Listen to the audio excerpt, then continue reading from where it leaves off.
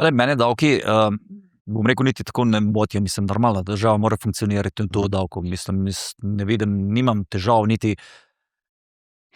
z višino davka, čeprav, okej, na dobiček, ki včasih to bremeni direktno firmo in malo zaradi tega malo manj, bom rekel, podjetij ostane.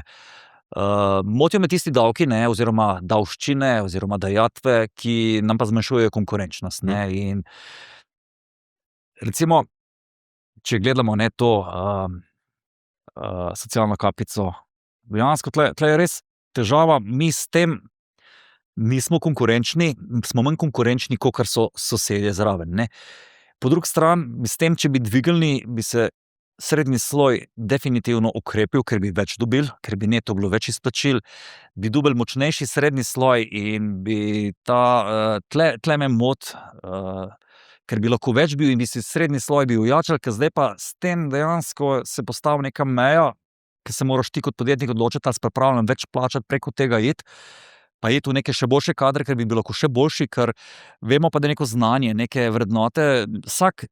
ti ceno postavi in nekdo je vreden tudi 10 000 evrov, ki pride, ti bom naredil to pa to, ne, samo za tistih 10 000 evrov je mnogo več obdavčen tule, ke bo šel rajši v Avstrijo, bom rekel, saj bom rajši pri njemu delal, ne. In,